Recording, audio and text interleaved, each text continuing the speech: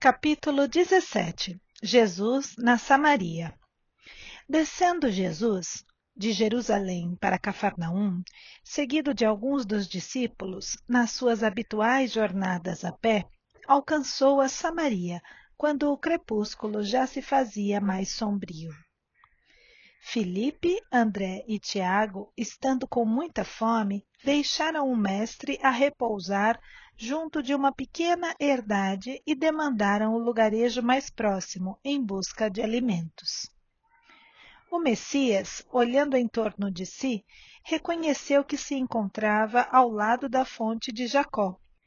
Envolvida nos revérberos do sol que ia ceder lugar às sombras da noite que se aproximavam, uma mulher acercou-se do antigo poço e observou que o mestre lhe ia ao encontro, com a bela e costumeira placidez do seu semblante, e lhe pedia de beber.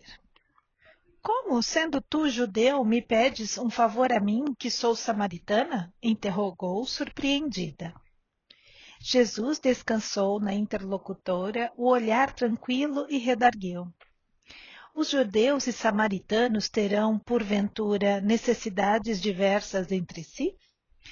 Bem se vê que não conheces os dons de Deus, porquanto, se houvesses guardado os mandamentos divinos, compreenderias que te posso dar a água viva.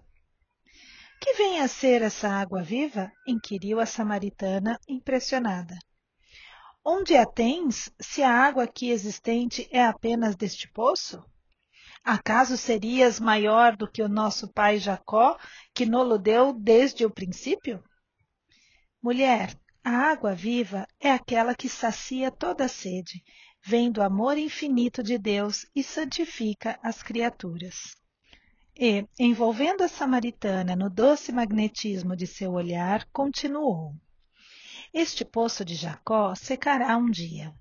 No leito de terra, onde agora repousam suas águas claras, a serpente poderá fazer seu ninho. Não sentes a verdade de minhas afirmativas ante a tua sede de todos os dias? Não obstante levares cheio o cântaro, voltarás logo mais ao poço, com uma nova sede. Entretanto, os que beberem da água viva estarão eternamente saciados. Para esses, não mais haverá a necessidade material que se renova a cada instante da vida.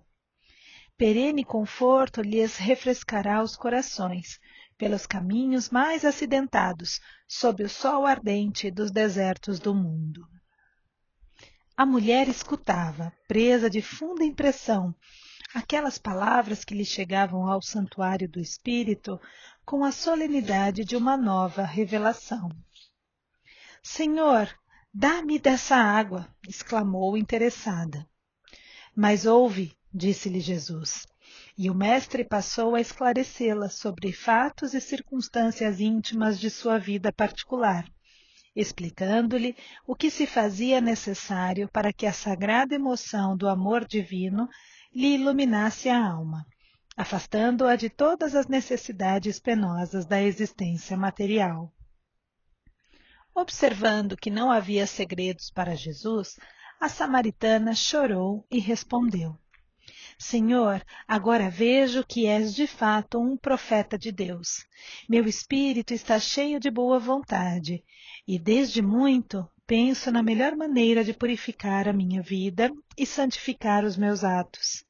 Entretanto, é tal a confusão que observo em torno de mim, que não sei como adorar a Deus. Os meus familiares e vizinhos afirmam que é indispensável celebrar o culto ao Todo-Poderoso neste monte. Os judeus nos combatem e asseveram que nenhuma cerimônia terá valor fora dos muros de Jerusalém. As discórdias nessa região têm chegado ao cúmulo. Ainda há pouco tempo, um judeu feriu um dos nossos, por causa das suas opiniões acerca da comida impura. Já que tenho a felicidade de ouvir as tuas palavras, ensina-me o melhor caminho.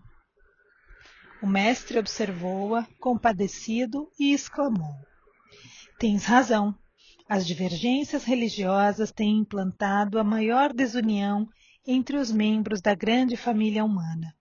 Entretanto, o pastor vem ao redil para reunir as ovelhas que os lobos dispersaram. Em verdade, afirmo-te que virá um tempo em que não se adorará a Deus, nem neste monte, nem no templo suntuoso de Jerusalém, porque o Pai é Espírito, e só em Espírito deve ser adorado. Por isso, venho abrir o templo dos corações sinceros para que todo culto a Deus se converta em íntima comunhão entre o homem e seu Criador. Suave silêncio se fez entre ambos. Enquanto Jesus parecia sondar o invisível com o seu luminoso olhar, a samaritana meditava. Daí a alguns instantes, acompanhados de grande número de populares, chegavam os discípulos, admirando-se todos de encontrarem o Messias em conversação íntima com uma mulher.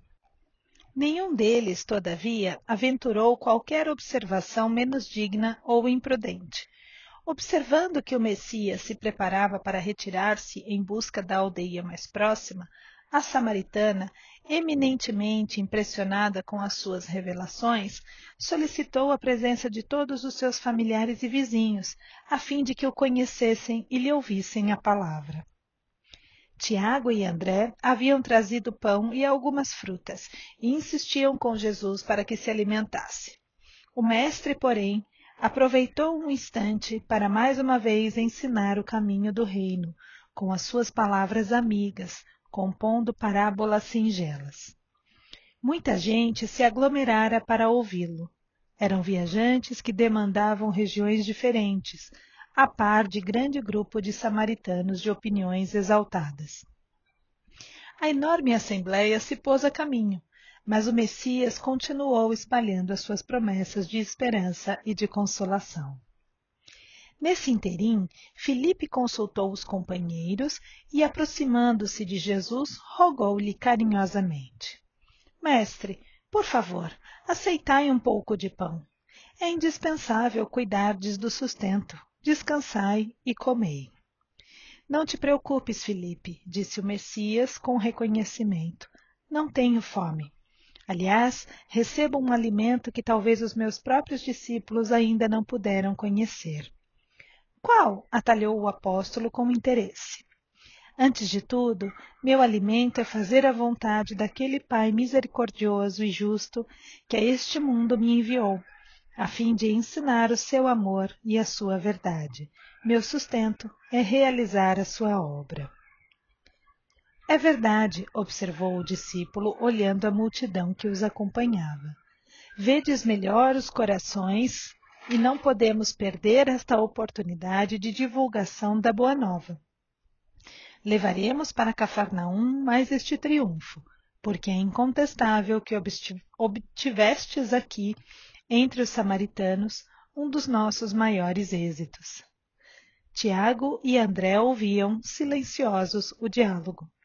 Às palavras entusiásticas do apóstolo, o mestre sorriu e acrescentou: Não é isso propriamente o que me interessa. O êxito mundano pode ser uma ondulação de superfície. O de que necessitamos, em todas as situações, é entender o que o Pai deseja de nós. Como todo o seu anelo é o do bem, eu trabalho, mas sem me prender ao anseio das vitórias imediatas. E dirigindo o olhar para a turba compacta de seus seguidores, exclamou para os companheiros: Acaso poderemos admitir que já somos compreendidos? Calemo-nos por alguns instantes a fim de ouvirmos a opinião dos que nos seguem os passos. Fez-se silêncio entre ele e os 3 discípulos, de modo que podiam ouvir distintamente os diálogos travados entre os que os acompanhavam. Acreditas que este homem seja o Cristo prometido? Perguntava um samaritano de boa figura aos seus amigos. De minha parte, não aceito semelhante impostura.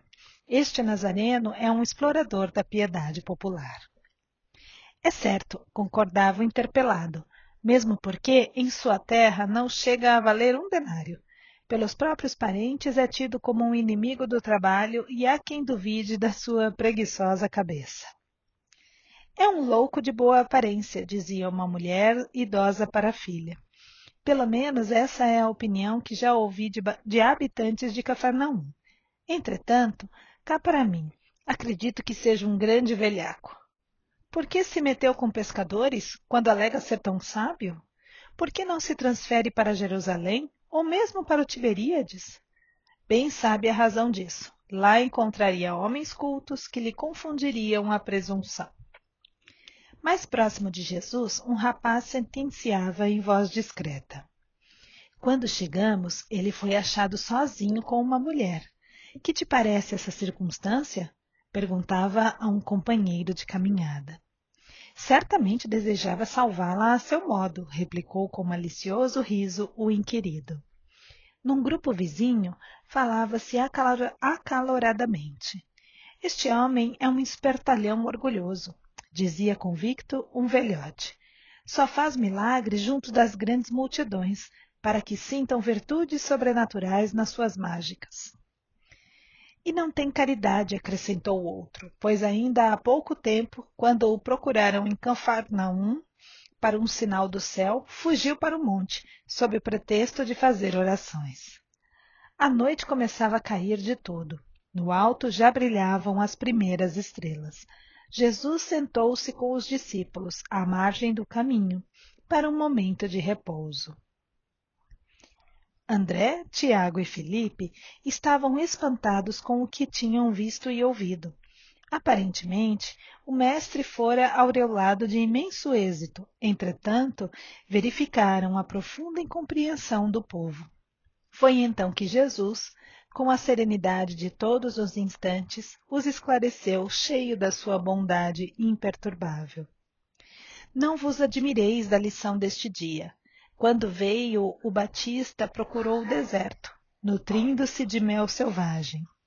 Os homens alegaram que em sua companhia estava o espírito de Satanás. A mim, pelo motivo de participar das alegrias do Evangelho, chamam-me glutão e beberrão. Esta é a imagem do campo onde temos de operar. Por toda parte encontraremos samaritanos discutidores, atentos aos êxitos e referências do mundo. Observai a estrada para não cairdes, porque o discípulo do Evangelho não se pode preocupar senão com a vontade de Deus, com o seu trabalho sob as vistas do Pai e com a aprovação da sua consciência.